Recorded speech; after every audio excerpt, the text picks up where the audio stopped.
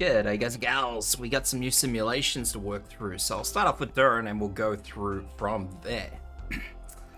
Durin's map is fairly straightforward. You just need to get your deployment order in line. Not much wiggle room to it. There's probably other ways to get around it, but I'll show you how I do it. No skills, so this is as straightforward as it gets, really. But if this does help you out, or you're just enjoying the content, if you could leave me a sub, that helps me out. So we're going to wait until we get about 28 deployment points, and we're going to deploy in Rangers. Rangers is going to do a little bit of work, and we're going to wait until he gets to about half health.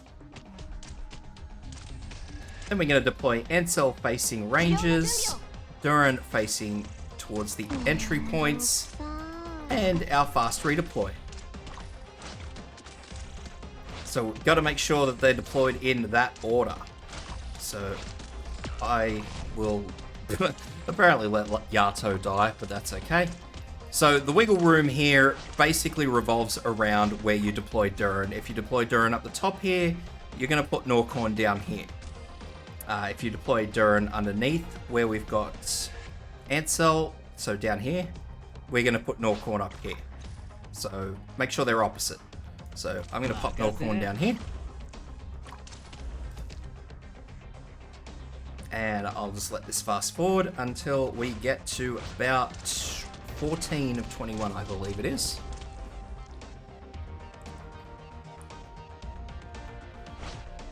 So we will have these flying points leak some enemies shortly. Here we go. So at 9 of 21, the flyers come out. Flyers will be fairly straightforward. Most of them, if you've deployed in the right order, they'll all attack Durin first, Norcorn second. So we won't need to worry too much about that. Norcorn has plenty of health, so we won't have to worry too much about him dying. Durin has a 50% odds avoid rate, so we shouldn't have to worry about her taking too much damage at all. Now, a little bit further on, this should be the last drone. 14 of 21, this drone is 15, but we'll get this warning notification. So we're going to deploy our fast redeploy here. Our fast redeploy will take this Sarkaz caster's attack, we'll pull them out, and we'll fast forward again.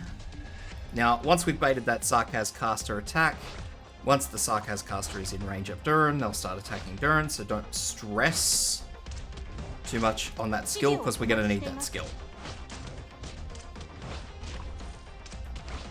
We now need to pray to the RNG gods that Durin doesn't take too much damage.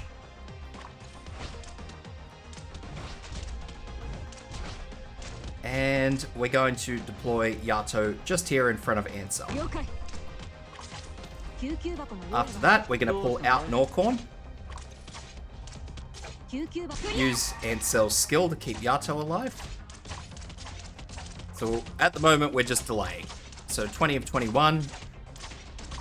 That is when we pull out Norcorn.